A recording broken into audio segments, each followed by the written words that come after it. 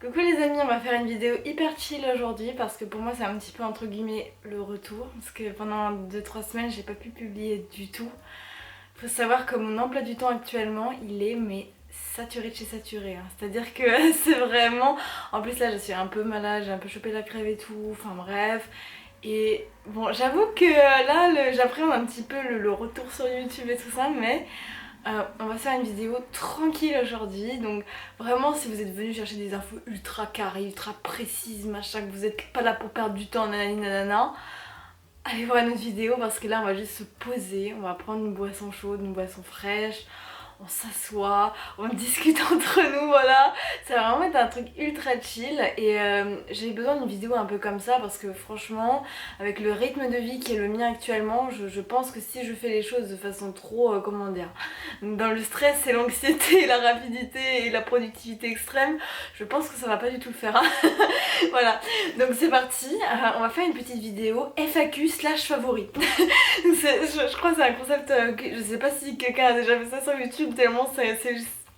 Voilà, c'est pas non plus, bon, c'est pas le concept le plus fou du monde, mais bon, j'avais vraiment envie d'un truc, ouais, un truc où juste on est ensemble, on discute entre nous, moi, la communauté, moi, bref, et on se pose pas trop de questions, et j'avais envie de vous partager des choses que j'aime dans mon quotidien, des objets, peut-être des séries, des vidéos, des chaînes YouTube, etc.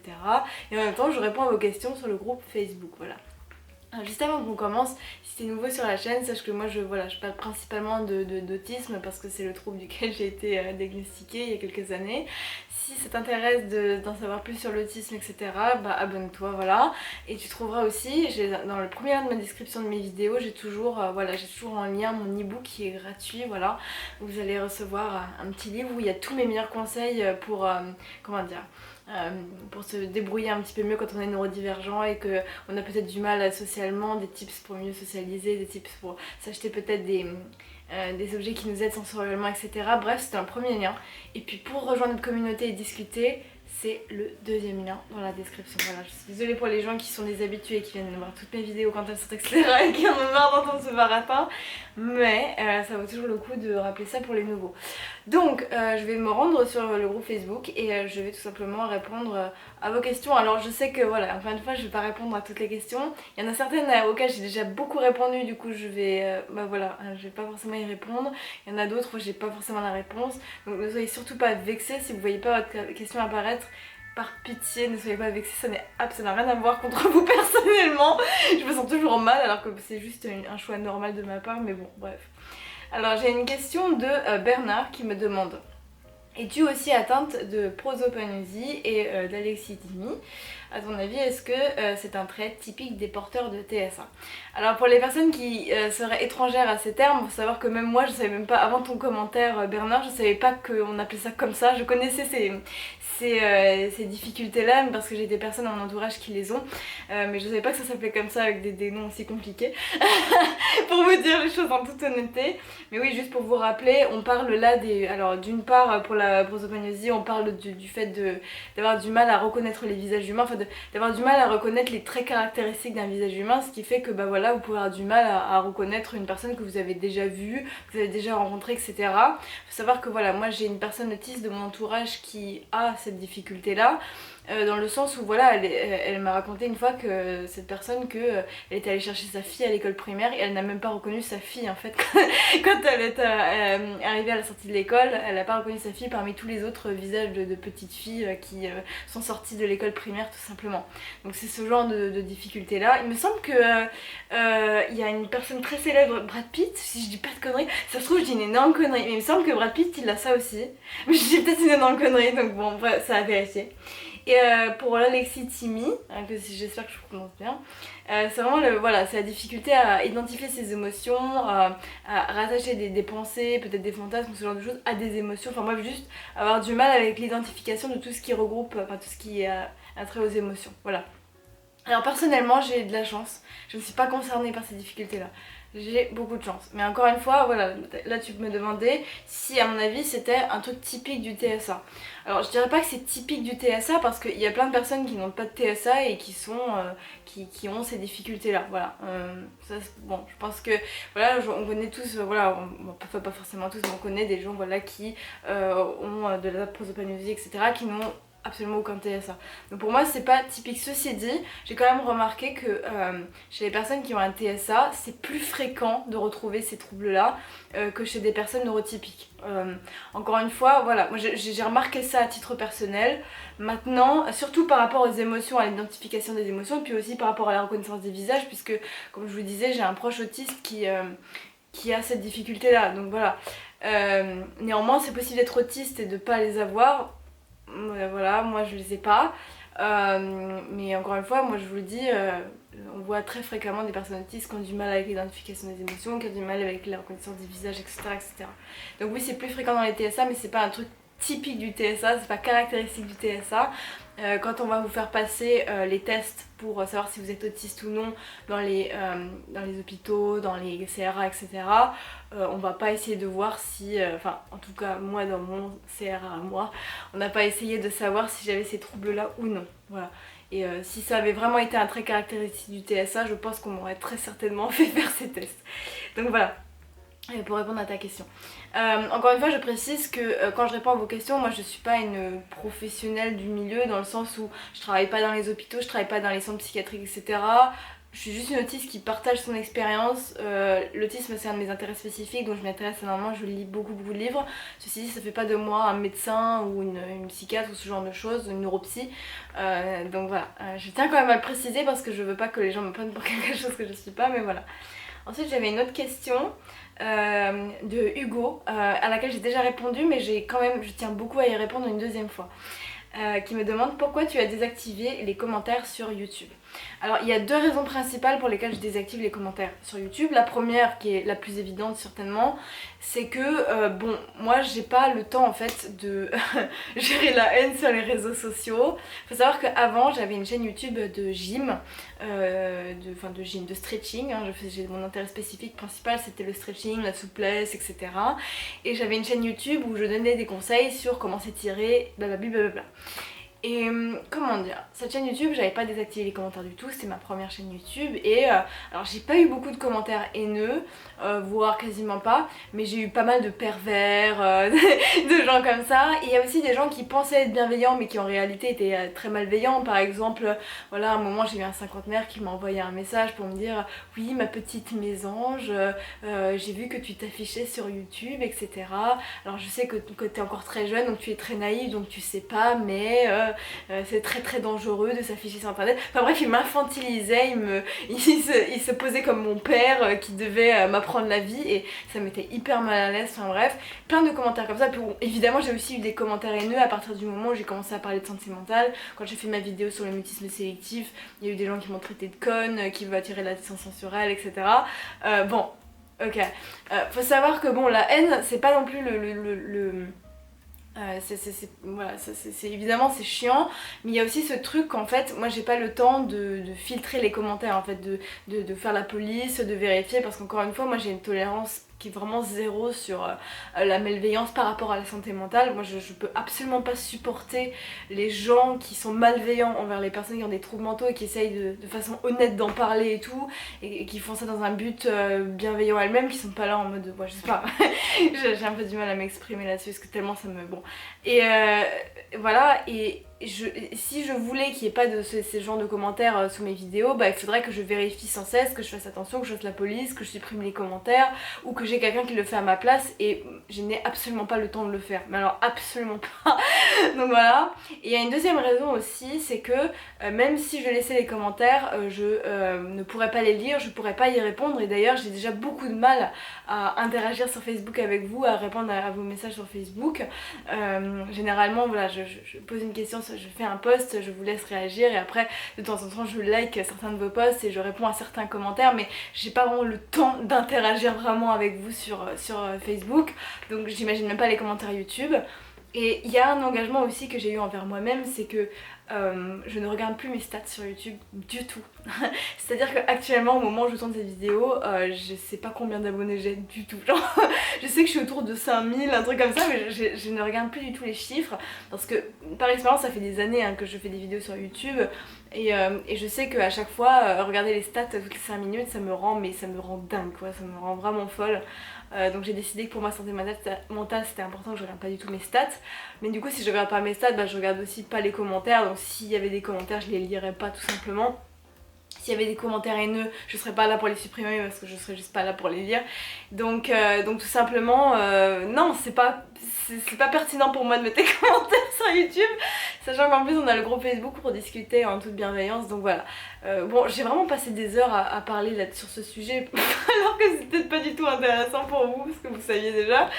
Mais bon, allez, on est ensemble les gars, je le dis, on est là pour chit-chat, tranquille, sans se mettre la pression. Je vais vous parler d'un premier favori, pour faire un petit peu une pause. Oula, ça y est, j'ai fait tomber mes écouteurs, c'est pas grave. C'est pas grave, on va rester calme. Alors, j'ai découvert une saga romanesque, un bouquin, dernièrement. Je pense cet été. Ouah, je me suis noyée dedans, les amis. Alors, ça n'a rien à voir avec l'autisme. Je sais pas pourquoi je vous casse ça là, ça n'a rien à voir avec l'autisme, mais bon, je pense qu'il y a beaucoup de personnes autistes, et notamment de personnes autistes introverties qui aiment lire. Et les amis, si vous aimez lire, oh mon dieu. J'ai découvert ça, la Blackwater là, de Michael McDowell. Regardez-moi ces éditions, comment elles sont magnifiques, mais alors c'est une dinguerie.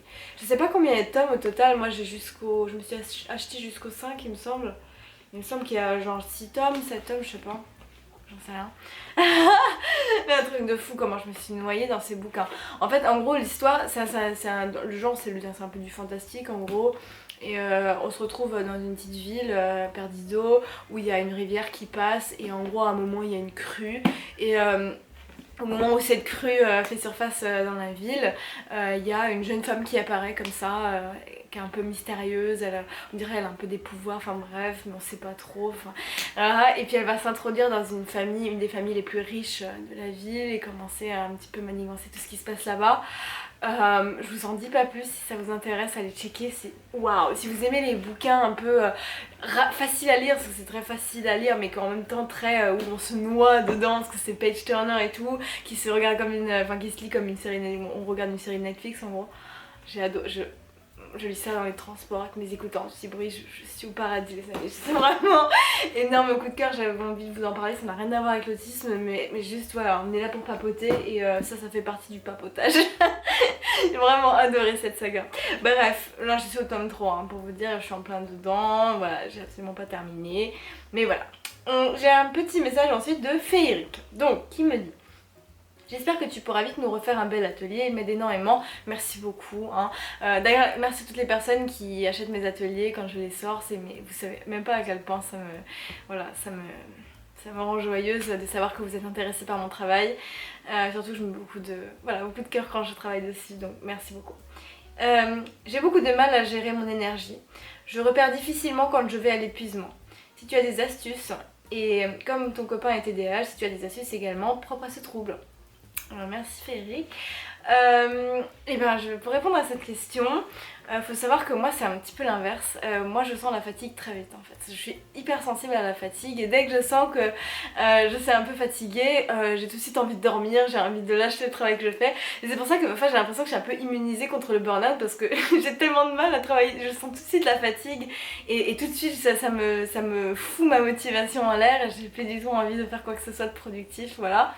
Mais j'ai quand même un conseil à te donner parce que je connais plein de gens qui sont comme toi et je pense que encore une fois il y a des conseils à tirer des autres aussi, c'est pas super intéressant.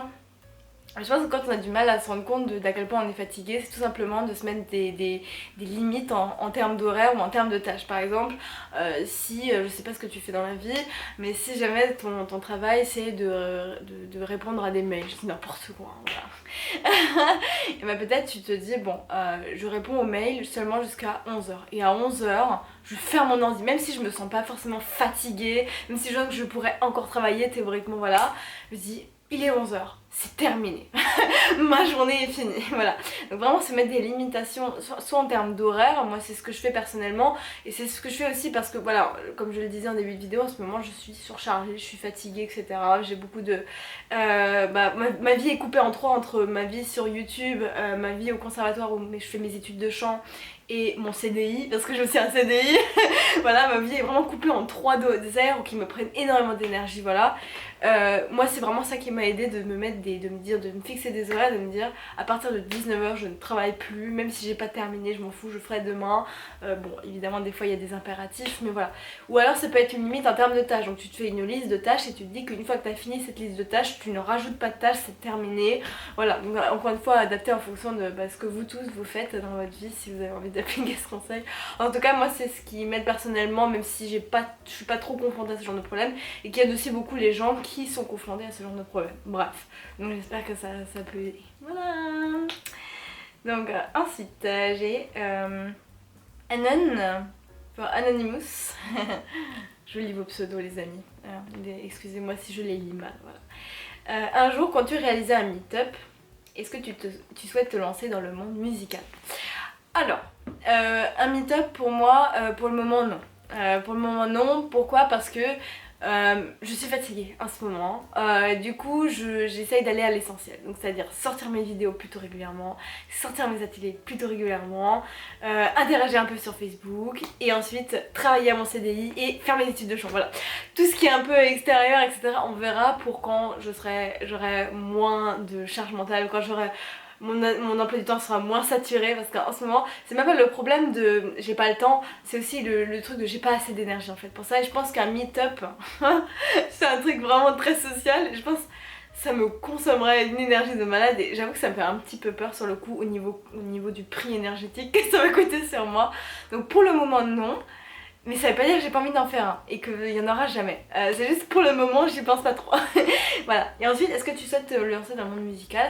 Alors oui, sinon je ne ferais pas aussi sérieusement mes études de chant je pense. Oui, j'aimerais bien devenir chanteuse professionnelle, j'aimerais bien travailler là-dedans.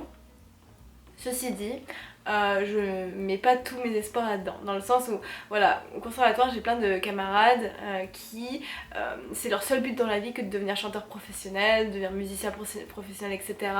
Ils misent tout là-dessus.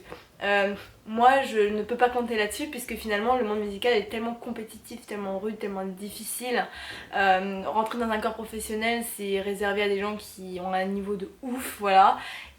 Et j'aurai sans doute peut-être jamais ce niveau-là. Voilà, encore une fois, je travaille pour, mais si ça se trouve, j'aurai jamais le niveau. Si ça se trouve, je serai jamais acceptée dans un chœur et je veux pas que ça me mine.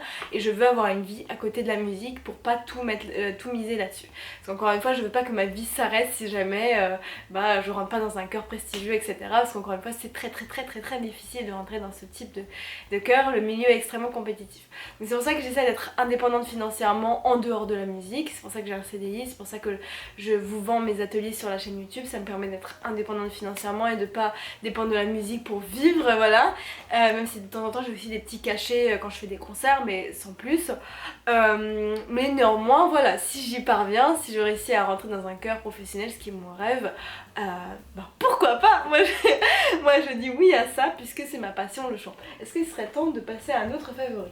Oui, alors je me suis acheté sur un site que vous connaissez peut-être, qui s'appelle Leaves and Clouds. Leaves and Clouds c'est le e-shop en fait de Enjoy Phoenix, la youtubeuse, voilà, bon, que tout le monde connaît, hein. Mais en gros ils vendent tellement de trucs cool sur Leaves and Clouds et je vais vraiment régulièrement, premier degré, régulièrement sur ce site pour m'acheter des petits trucs.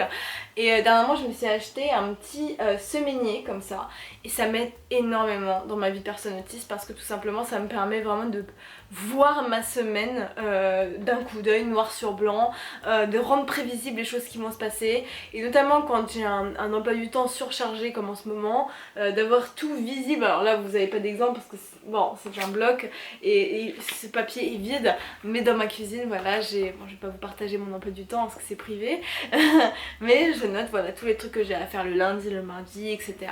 Je peux mettre un objectif principal de la semaine, etc. Alors vous n'êtes pas du tout obligé d'acheter chez les Zental, c'est pas forcément une pub pour pour ce site web, même si j'aime énormément, je soutiens énormément cette boîte de Angel Phoenix, de Marie. Mais sinon voilà, j'aime beaucoup, je trouve trop mignon avec les fleurs, il y avait plusieurs options, il y avait plusieurs designs et j'ai pris celui-là. Sinon n'hésitez pas à laisser avoir Lana Songe, la youtubeuse Lana Songe, qui vend des créations comme ça où elles vont aussi des semainiers. Super méga cool, donc gros favori. Et je suis vraiment contente d'avoir ça dans ma vie, et je l'ai aussi en format to-do list, donc j'ai un petit bloc-notes avec une to-do list. Et ça me rend trop heureuse au quotidien, c'est d'avoir ça parce que ça me stabilise, ça me calme. Je me dis ok, ma semaine est dans les clous, je sais ce que j'ai à faire, j'ai moins à stresser, voilà. Donc ça m'a fait vraiment du bien d'avoir ça dans ma vie. Ok, allez, on va continuer parce que sinon la vidéo va durer vraiment 30 ans, hein, on va pas se mentir. Ok, alors je réponds vite fait à Margot. Hello mes anges, à quoi un petit vlog? Encore une fois, j'adorerais faire les vlogs les amis, mais les vlogs c'est tellement long à faire, c'est tellement long parce qu'à chaque fois, je sais pas si vous... En fait on s'en rend pas compte quand on regarde les vidéos d'autres gens, mais faire des vlogs c'est trop genre long à faire. À chaque fois que tu fais un truc, il faut que tu sortes la caméra et après, ah mince, y'a pas de lumière, ok, où est-ce que je pose la caméra, nanani, nanana. Et du coup, ça te nique un peu ta journée, voilà. Et puis après, le montage, oh mon dieu, enfin, ça en met tous les plans et tout, c'est un boulot monstrueux. Et c'est un truc que je ferais volontiers parce que j'aime bien les vlogs, hein. Moi aussi j'adore les vlogs, les amis. Hein. Mais je ferais volontiers plus de vlogs si je faisais YouTube à plein temps. Et peut-être qu'un jour ça arrivera, peut-être qu'un jour je ferai YouTube à plein temps. C'est un truc auquel je réfléchis parce que finalement avec mes ateliers que je vous vends je peux quasiment vivre de ça, voilà. Mais pour le moment c'est pas le cas, voilà. Si j'arrive à trouver une petite fenêtre de temps pour faire des vlogs, ok, mais pour le moment c'est un peu chaud. Voilà. Alors ensuite, Justine, est-ce que tu parles de ton TSA dans le cadre professionnel? Super intéressant comme question. Moi je n'ose pas et pourtant je trouve que ça permettrait aux autres de bien mieux me comprendre. Pourquoi je peux être aussi étrange parfois. Voilà, désolée, je lis pas très bien, je suis mon cerveau est si embrumé par le rhume, c'est pas grave. Ok, bref, est-ce que je parle de mon TSA dans le monde professionnel? La réponse est oui et non. En fait, moi j'ai aucune honte à parler de mon TSA aux gens, que ce soit dans le monde professionnel, que ce soit dans mes études, que ce soit dans la famille, peu importe, j'en ai rien à faire, voilà. Alors je dis pas que ça me fait rien au moment où je le dis, ça me fait toujours un boulot, il faut toujours que je me lance un petit peu, parce que sortir le mot autiste qui est tellement connoté en fait dans l'imaginaire des gens, c'est toujours un petit peu quelque chose, mais je le fais. Ceci dit, pour le moment, dans mon CDI, enfin dans le cadre de mon CDI, personne n'est au courant. Absolument personne, et je vais vous dire pourquoi.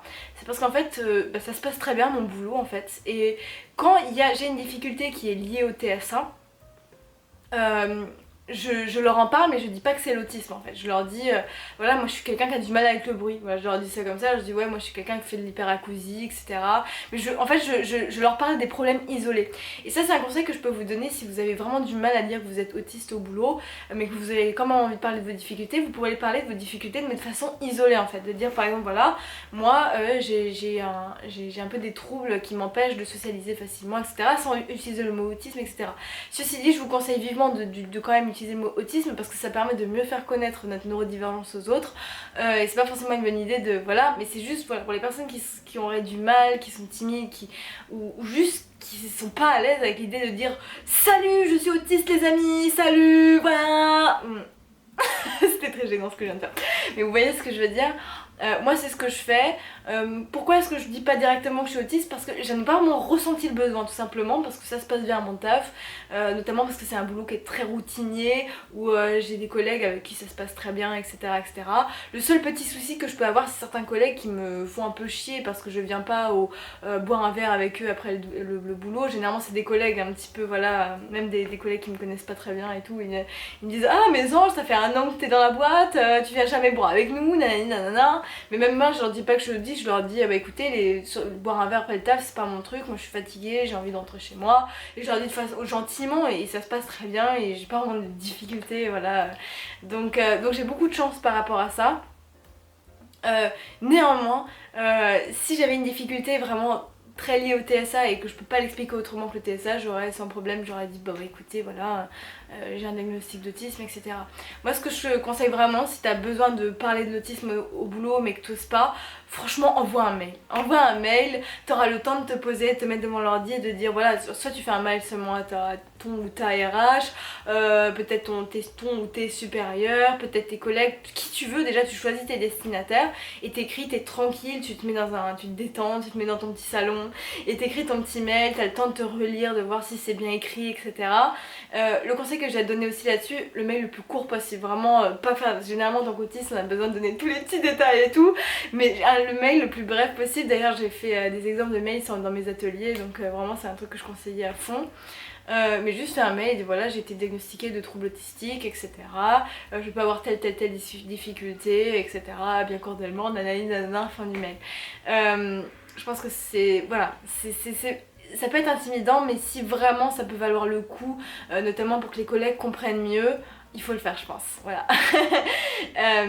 Faut savoir que voilà, je parle du taf, mais dans le cadre de mes études au conservatoire, tout le monde est au courant que je suis autiste, hein, quasiment tout le monde, notamment parce que bah, voilà, au conservatoire j'ai beaucoup plus de difficultés, notamment parce qu'il y a beaucoup de bruit dans le hall, quand tous les étudiants se rassemblent, il y a un bruit, un fracas de malade et là je suis vraiment pas à l'aise, il y a beaucoup de chit-chat, beaucoup de small talk, beaucoup de ce genre de choses, et là c'est sûr que si je dis pas que je suis autiste, je passe vraiment pour une weirdo, voire quelqu'un d'assez méprisable. Il y a des soirées étudiants, enfin il y a tout ce genre de choses en fait auxquelles je suis pas forcément confrontée à ce point là au taf, dans mon CDI. Et donc oui, là j'ai dit aux gens que j'étais autiste parce que bah, pour moi c'était le meilleur moyen. Et d'ailleurs voilà, il y a 3 autistes dans la classe de chant où je suis. On est clairement 3, donc comment dire, c'est pas, voilà, je me sens pas seule. Donc oui, j'ai de la chance, voilà. Mais c'est vrai que, encore une fois, si vraiment tu sens que ça peut t'aider et que d'en parler, un mail, ça peut très bien faire l'affaire, voilà. Alors, je continue dans les petites questions. Oula, j'essaie de déverrouiller mon téléphone, c'est pas très facile. Ok. Alors ensuite, j'ai une autre question toujours de Justine. Est-ce que tu assumes dans tous les contextes d'emmener ton chien en peluche ou d'autres objets bien utiles au TSA, mais bienveillants aussi, avec toi? Car je suis en train de me constituer un petit sac safe à emmener partout. Mais pour le moment, j'assume pas du tout. Voilà. Super ta question. En tout cas, merci Justine pour tes questions qui sont vraiment ultra pertinentes et ultra dans le thème de la chaîne. Donc c'est génial. Alors, je vais répondre à cette question aussi. Faut savoir que moi je suis le genre... En fait j'ai dû apprendre à être gênée au cours de ma vie. Parce que quand j'étais ado, j'étais vraiment sans gêne. Dans le sens où je m'habillais vraiment avec des looks ultra voyants, ultra décalés, tout ça. Je m'habillais comme une gamine manga. Enfin, j'avais vraiment un look ultra visible et tout. Tout le monde me faisait des commentaires sur ma tenue. Enfin bref, et j'ai dû apprendre au cours de ma vie à un petit peu plus faire attention au regard des autres. Parce que des fois je faisais des choses un peu gênantes et qui pouvaient un petit peu porter préjudice à ma vie sociale. Voilà.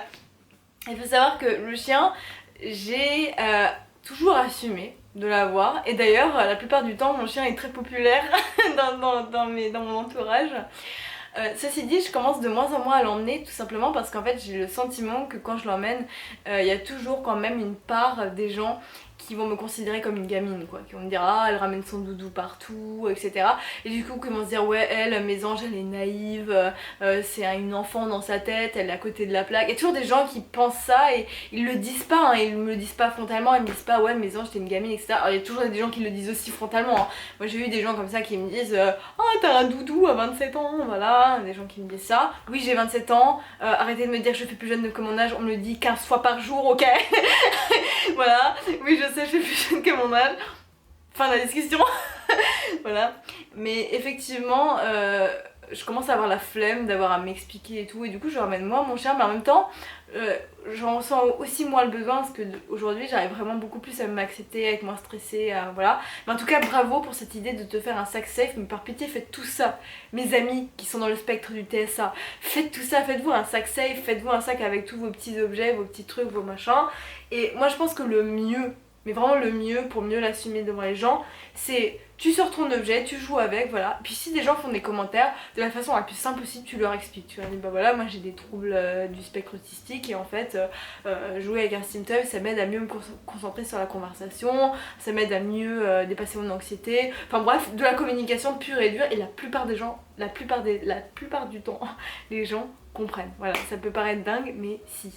Et si les gens comprennent pas, j'ai envie de dire bah tant pis pour eux, et puis c'est pas ton problème en fait. Voilà. Donc voilà pour ce que j'avais à dire là-dessus. Encore une fois, je sais que c'est pas. Voilà, encore une fois, moi j'ai commencé à beaucoup plus m'habiller de façon neutre, à moins ramener mon chien, etc. Parce que tout simplement, j'ai trop la flemme à chaque fois d'expliquer. Parce que voilà, les gens. Et puis il y a toujours des gens qui, même s'ils te le disent pas, voilà, ils ont toujours cette arrière-pensée en mode ah ouais, elle, avec son doudou là. Voilà. Et ouais, c'est chiant. Et malheureusement, j'ai pas de meilleur conseil que ça. Les gens sont chiants, voilà. On va pas se mentir. Mais ouais. Moi je dis les gens qui assument c'est les gens qui ont raison, voilà, vraiment, par rapport à ce genre de choses je veux dire. Donc le mieux c'est vraiment de le dire cash frontal et notamment de se défendre aussi si les gens font des moqueries. Voilà, moi comme je te disais, il y a quelqu'un qui s'est foutu de ma gueule parce que j'avais encore un doudou à 27 ans. Et j'ai dit bah si tu vivais mes difficultés, tu t'auras pas ce genre de propos. Et là généralement la personne elle se sent pas bien du tout. Voilà, donc voilà pour répondre à la question. Coucou, c'est la mésange du montage. Alors il y a une partie de ma vidéo qui a sauté. J'ai perdu une partie de la vidéo, mais en gros c'est pas grand chose, c'est juste Pamela qui me demandait quelle est la différence entre le TSA et le HPI. Voilà, je te laisse avec la suite de la vidéo. La différence principale c'est pour moi vraiment dans le social, hein. L'autisme c'est avant tout caractérisé par des difficultés dans tout ce qui est social, donc soit dans le fait que bah voilà on a du mal à se rendre compte des choses qu'on fait et qui sont inadaptées socialement, donc c'est vraiment mon cas quand j'étais ado, comme je le disais plus tôt dans la vidéo, le fait de faire des choses qui sont gênantes pour la plupart des gens et on se rend pas compte que c'est gênant, voilà. Ou aussi le fait que bah, voilà, on est conscient que c'est gênant mais on a du mal à trouver le comportement approprié, c'est notamment chez les filles beaucoup plus le cas, chez certains garçons aussi. Voilà, on sait pas comment agir en fait en société, on voit les gens discuter entre eux, on a l'impression que c'est naturel pour tout le monde et nous on se dit mais attends mais moi je sais pas comment faire, je sais pas comment mener une conversation, je sais pas comment parler de tout et de rien, je sais pas à quel moment je suis censée prendre la parole. Comment dire, j'ai l'impression que la conversation va beaucoup trop vite pour moi en fait et que j'arrive pas à suivre. Ça c'est vraiment les traits caractéristiques du TSA. Et ça dans le HPI normalement c'est pas censé être le cas. Quand on est HPI on est censé plutôt savoir socialiser de façon normale. Alors évidemment c'est à nuancer très fortement puisque dans le HPI on peut aussi avoir des difficultés sociales dans le sens où on peut se sentir totalement en décalage par rapport aux autres qui ont une intelligence normale entre gros guillemets. On peut se sentir décalé, on peut se sentir différent, etc. Mais les difficultés sociales à proprement parler sont pas censées être aussi prononcées que dans l'autisme. Voilà. Et aussi, on peut être autiste et avoir une déficience mentale. Voilà. On peut, alors que dans le HPI, bah, par définition, on a un QI au-dessus de la moyenne. Mais les autistes, voilà, ça c'est pareil, c'est une différence. L'autisme ne dépend pas du QI en fait, hein. Moi j'avais un ami autiste qui pensait que 90% des autistes étaient HPI, c'est totalement faux.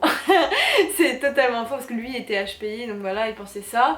Je disais ah, non, non, non, il me semble que c'est 40% des autistes qui sont en déficience. Comment on dit déficience intellectuelle? Je sais plus comment on dit exactement.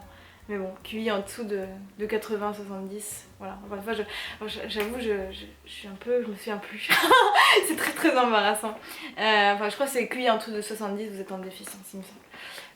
Mais voilà, 40%, mais je pense que les chiffres sont extrêmement flous, que personne ne connaît réellement le vrai pourcentage.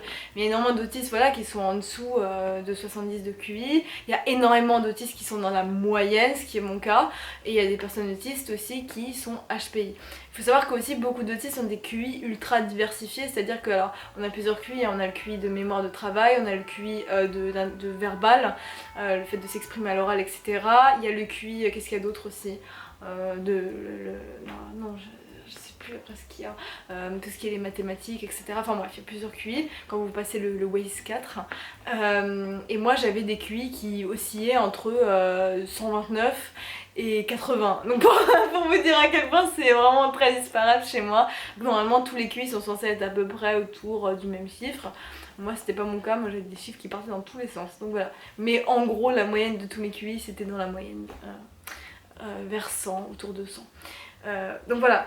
Et mais la question est totalement légitime puisque faut savoir qu'avant de me soupçonner TSA, je me soupçonnais HPI parce que je me reconnaissais énormément dans les témoignages des personnes HPI, simplement parce qu'il y a déjà il y a un gros point commun, c'est les passions. Généralement quand on est HPI, alors pas tous les HPI évidemment, mais beaucoup d'entre eux, ils ont des passions dévorantes en fait parce qu'ils ont besoin de nourrir leur intelligence en se passionnant pour des trucs, etc.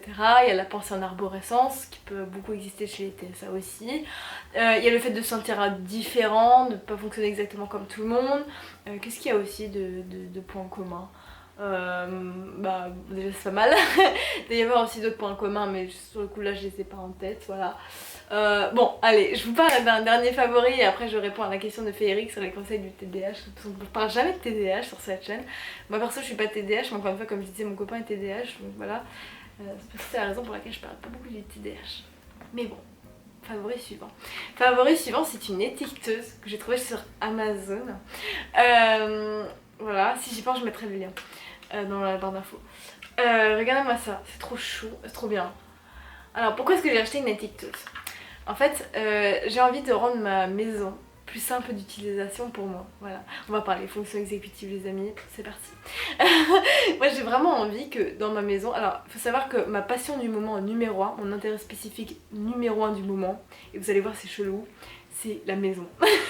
Le fait d'organiser sa maison, faire le ménage, tout ça, tous ces trucs là, c'est vraiment mon intérêt spécifique. Je vous jure les amis, j'ai acheté un livre, j'ai littéralement acheté un livre sur le ménage. Vous pensez que je me fous de votre gueule les amis? Eh ben non, pas du tout les amis. J'ai vraiment acheté un livre sur le ménage. Qui est super cool d'ailleurs, je vous conseille, hein. C'est trop bien. C'est un gars, il travaillait dans l'opéra, donc voilà, donc je me reconnais un petit peu. Et pendant le confinement, il s'est donné pour mission d'écrire ce livre sur le ménage qui est son autre passion, voilà. Et j'aime trop, c'est trop bien. C'est génial, j'adore. Mais les amis, achetez ce livre si vous aimez le ménage comme moi, que vous êtes un petit peu weirdo comme moi. Bref, mais moi je suis une maniaque du rangement, j'aime quand c'est propre, j'aime quand c'est organisé, etc. Et notamment quand je sais que chaque objet a une place définie, que je sais quel objet va dans quelle boîte, etc. Je me sens tellement plus saine d'esprit et tellement plus organisée dans ma tête. C'est la raison pour laquelle j'ai acquis cette petite étiqueteuse et en fait j'étiquette tout, j'étiquette les boîtes où il y a toutes mes pattes dedans, j'étiquette mes pochettes, mes bacs où je mets mes vêtements dedans et ça m'aide tellement à mieux m'organiser au quotidien ce truc là et c'est super fun à utiliser. Donc voilà, je me suis acheté une étiqueteuse et ça fait partie de mes favoris, aussi bizarre que ça puisse paraître, voilà. Et pour répondre à la question de Féeric sur le TDAH, est-ce que tu aurais des conseils pour le TDAH, voilà. Je pense que, encore une fois, pour le TDAH, ça dépend vraiment des gens. Parce que déjà, il y a les personnes qui sont juste TDAH. Voilà, mon copain est HPI aussi. Hein, HPI plus TDAH, voilà. Mais ça dépend vraiment des personnes en question. Je pense que déjà, le mieux quand on est TDAH, le conseil numéro 1 que je pourrais donner, c'est vraiment de juste demander des conseils aux professionnels qui vous diagnostiquent et qui sont bien spécialisés dans le TDAH. Parce qu'en vrai, TDAH, il y a beaucoup de choses. On peut prendre voilà, des médicaments pour les TDAH et tout. J'ai eu beaucoup de gens qui m'ont raconté leurs expériences et qui en ont ressenti des choses très positives, voilà. Et même les professionnels peuvent vous donner des conseils ultra quand ils ont une expérience de fou, parce qu'il y a tellement de personnes TDAH, en fait c'est tellement fréquent comme trouble que les professionnels ils ont beaucoup de data là-dessus et ils peuvent vraiment vous donner des super conseils. Donc franchement si vous pouvez vous faire voilà, obtenir des conseils de personnes qui suivent beaucoup de personnes TDAH, ça peut vraiment être ouf. Et encore une fois, sinon mon meilleur conseil c'est vraiment de faire en sorte que comment dire, votre maison est vraiment organisée de manière à ce que ce soit simple pour vous. Parce que généralement quand on est TDAH, on a un peu des troubles de l'attention, on a un petit peu du mal avec les fonctions exécutives, voire beaucoup de mal avec les fonctions exécutives. Et si votre maison est organisée de façon comment dire, à ce que vous trouviez rapidement vos objets, que ce soit facile de ranger, que ce soit pas difficile d'exécuter les tâches, qu'il faille pas traverser des pièces entières pour aller chercher un objet, pour faire un truc dans une autre pièce, etc. Je pense que ça c'est le meilleur conseil qu'on puisse donner à une personne qui a ce trouble-là. Et encore une fois, voilà, moi c'est un truc que je fais pour mon copain parce que mon copain il peut pas faire le ménage de façon autonome. C'est genre un moment impossible. Donc du coup moi ce que je fais c'est que je lui laisse une to-do list comme ça, voilà, comme je vous montrais tout à l'heure en début de vidéo, et je lui mets toutes les tâches à faire pour le ménage et il fait toutes les tâches sans problème. En fait voilà, il peut comment dire, se fier à la liste que j'ai faite et tout simplement obéir à la liste sans avoir à réfléchir, à avoir besoin de concentration pour y parvenir. Donc voilà, ça c'est vraiment un des meilleurs conseils que je peux donner en tant que personne qui n'est absolument pas TDAH.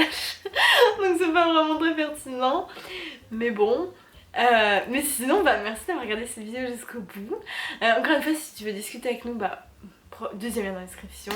Si tu veux plus de conseils de ce type là et que tu veux un petit peu un best-of de mes conseils dans le social, dans les objets qu'on peut s'acheter pour mieux se sentir dans l'extérieur en tant que neurodivergent, ce genre de choses, mieux gérer ses émotions quand on est autiste, premier lien dans la description, vous pouvez retrouver mon ebook qui est gratuit, voilà. Et d'ici là, les amis, je vous sors bientôt un nouvel atelier, promis. Je suis très contente, ça me rend tellement heureuse de sortir des nouveaux ateliers à chaque fois. Voilà, ça arrivera très bientôt, je vous tiens au jus de tout ça. Et on se retrouve très vite les amis, salut!